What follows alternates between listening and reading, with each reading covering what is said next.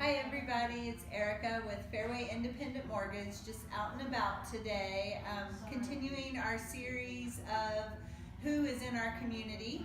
And today I'm sitting with Jules Beadle, and we're at Revive Colorado in Rhino, and she's going to tell us a little bit about what she does. She's a yoga therapist.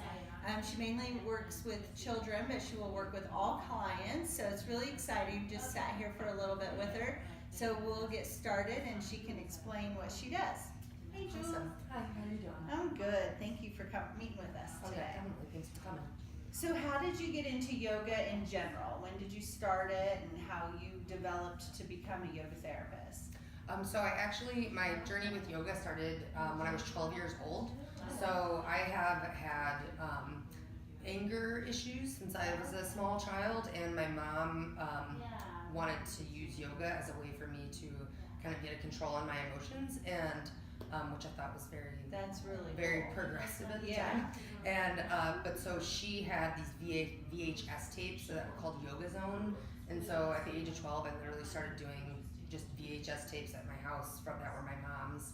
And I have been an athlete my entire life, and so I always did sports, and then whenever I wasn't doing sports and I didn't have any way to have an outlet for like my emotions, I would do yoga like over the summer or during like off times. And then when I got to college, when I was 19 years old, I've also been dealing with chronic pain since I was 10. And so when I was 19, I was diagnosed with fibromyalgia, which is a chronic pain disorder.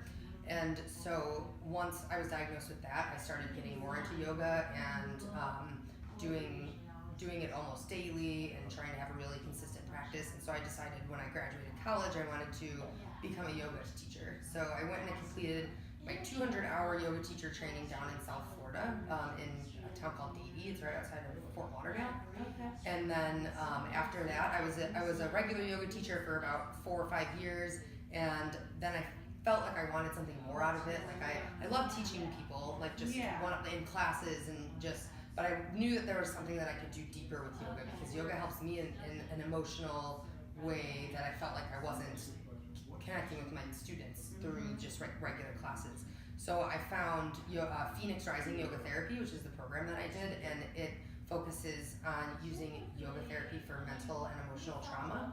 So everything that happens to us in our life on a daily basis impacts us some way, mentally, emotionally, physically, and we store it, like we store things physically in our body, whether or not we are aware of it. And so what I do in yoga therapy is help my clients to connect with their bodies, and really to take a second to slow down and stop thinking about all the things that they have to do for the rest of the day or for the rest of the week or maybe even next year, and just get them to be present and aware of what is happening in their body right now. That's so neat. So you do workshops and group things, but mainly this is one-on-one, individual, to help people like figure out where they can be better at just releasing things and not holding on to so much. Yeah, so once we can allow space for our clients to kind of bring awareness to the pain and the emotions that they're storing in their body, we can allow them to create space for change. And so we help our clients to relate what's happening in their body to what is happening in their everyday life, and help guide them to a place where they can help create positive change from whatever it is that they're learning about themselves. So every single session looks different because every single person is different. And so sometimes it might be more physical, you're there for more physical pain, sometimes you're there for more emotional reasons, sometimes you think you're there for physical reasons and then emotional reasons come up, and it's a very interesting it's a very interesting modality of therapy that I think we're on the forefront of it. I mean my program specifically has been around for 30 years. So Michael Lee, the man who created Phoenix Rising, he's been pioneering this therapy for the past 30 years, and I feel like it's starting to become more widely accepted and more widely mainstream to have these alternative therapies, and I'm just really excited to be on kind of the forefront of like pushing it out into the world and just letting people know what it is, because a lot of people just don't even know what yoga therapy is. Well, it is interesting because yoga's been around forever. We've all known about it. We all know how beneficial it is. But to have a very specific something that can help you, like you said, I know for me, I would probably be in that same position, like, oh, this is so physical, this stress from here, from my job or whatever, but who knows what kind of underlying things, because we all have past, and we all have different things we need to kind of get into. Well, and even you said, you just acknowledged like your work is what is Yeah, you know, if so, being stressed out from work is causing you that, like that's an external factor that's causing you physical pain. So right. that is one, you know, there's so many different things that affect how we're holding our emotions and how we're holding ourselves physically in our bodies.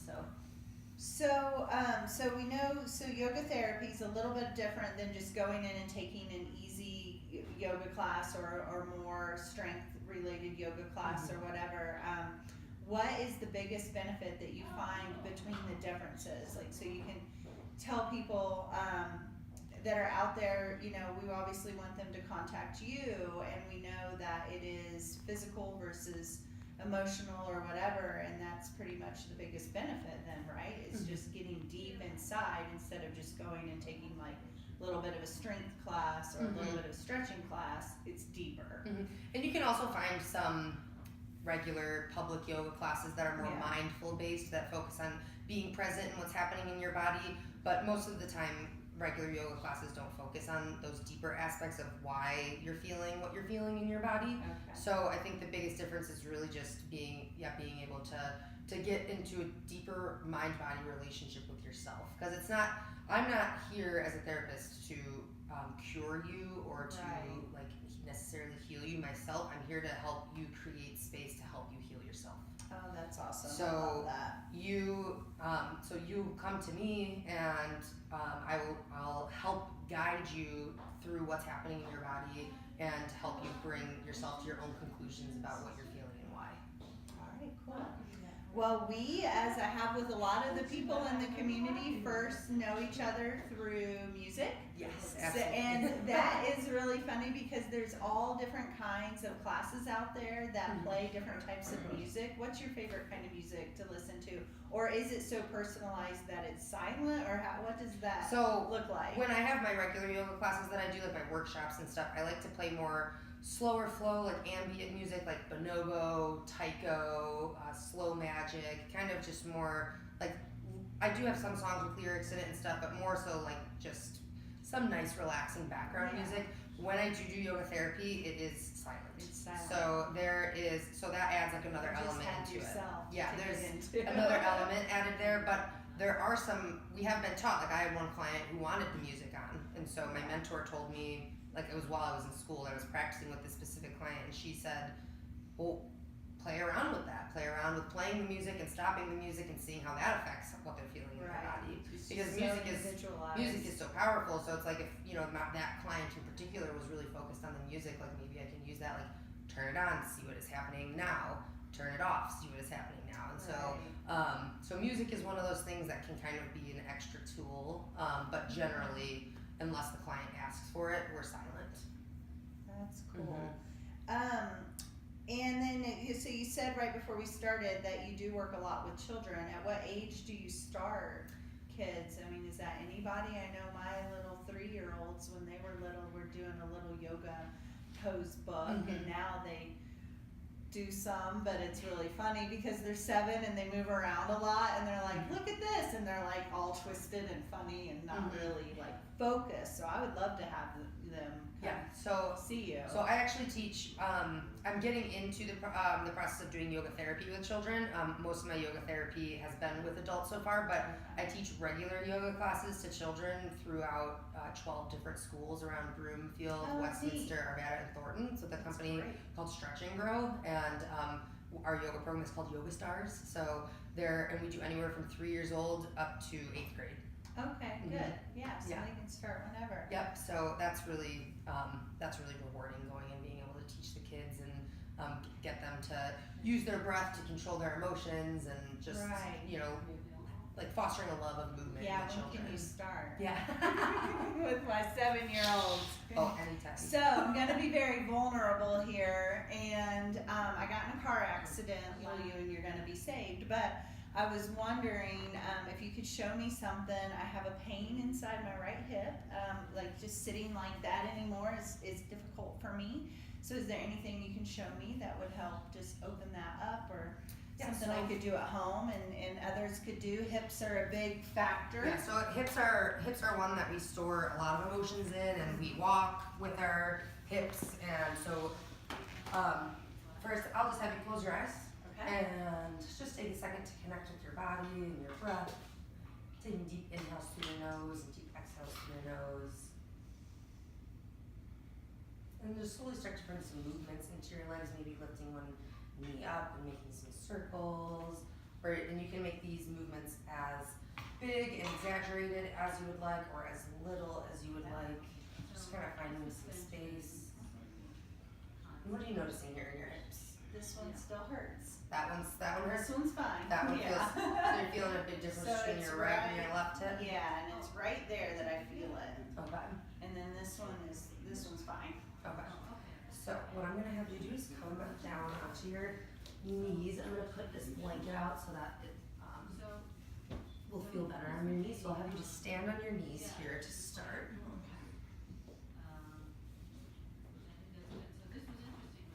And then it is right up. So I'm gonna have you take your left leg and place your left leg up here like this. Okay.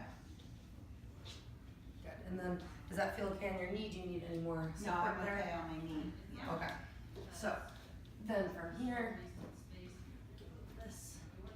The great thing about yoga therapy is we use so many props all the time. Right.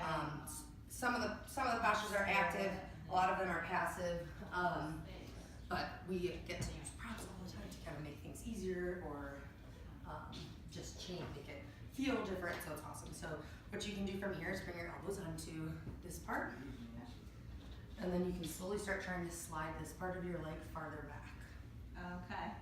And then, how does that feel? It's a nice stretch.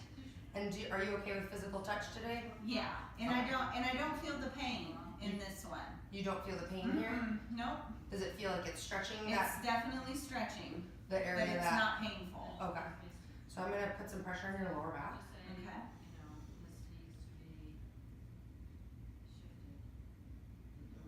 And let me know when I get to an edge that feels Yeah, it's right there. right there. Yep.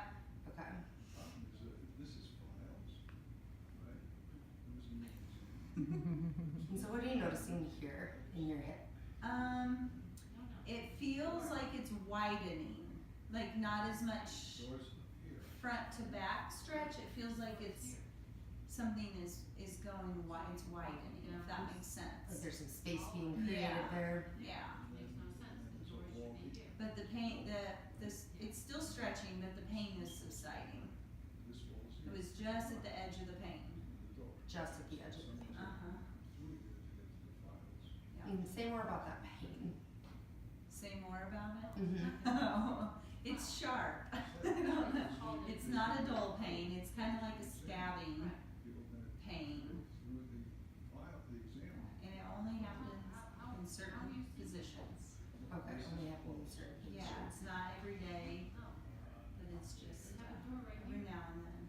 So then, like in an actual session, I would take those verbal cues that she's saying, and kind of dig at them a little bit deeper and kind of relate how those emotions of digging and stabbing and pain might relate back to something that you might be feeling in your life right now. And it's pretty vulnerable. We don't have to get on that on live Facebook. Right. But that's kind of how the session would go. Is we use physical sensations that you're feeling to help draw a relationship back to what's happening in your everyday life, which is pretty magical sometimes. Yeah, definitely. It feels better already. Does it feel like you can go a little bit deeper? Maybe to there, yeah. Okay. And this is your space for your body, so you can always let me know if it's too much, or if you want to go deeper, or if you want to come out of it. And so the postures can be physically assisted like this. They do not have to be. If you're not comfortable with being touched by a practitioner like myself, you can always let me know, and I will not. Oh, well, that's why I always ask if it's okay to touch Yeah. beforehand. But that can change at any time as well. If you ever feel uncomfortable and want to take back, you know, my consent for touching, then I will always back off. So, it's always a client-centered process. Yeah, you know, the size can vary, I don't think that is really. There's still gonna be a Slowly come out of there. No, not really, no, it doesn't have to be. as How does that feel? Oh, wow, that feels good. available. Awesome. Yeah, that's a deep stretch. So if you want to do the other side, you can, but Okay. but it's up to you. Most like the thing about like a traditional yoga class is a lot of times you'll do both sides, Right. and sometimes in yoga therapy we don't, because if you're telling me you feel nothing in your left hip, like So, let's go explore somewhere else. Right. You know, so Okay. but some clients are like, I need to do the other side, and that's totally fine if that's what the client wants, if that's what they need. Yeah, But then I can also sometimes maybe challenge them and be like, well, why do you feel like you need to do to do that. the other side? You know, so it's like Very cool. anything, like we can take anything that So happens, balanced or something. yeah, we can take anything that happens in the session and kind of That's great. pull it and pick it apart and get a little bit deeper with it. That's so cool. So do you have a business page that people can go to? I do. Since we're putting this So, on Facebook. I do. So my personal page is Jules Beadle. My Facebook page for yoga is Jules Beadle dash yoga health and fitness. And I post a weekly blog there on Wednesdays about mental health and fitness. And I'll also just post updated workshops or just any other special events that I might be doing in the area. Cool. Well, we'll put that in the post, but thanks so much. Awesome, It was thank so you. great to meet Yeah. you.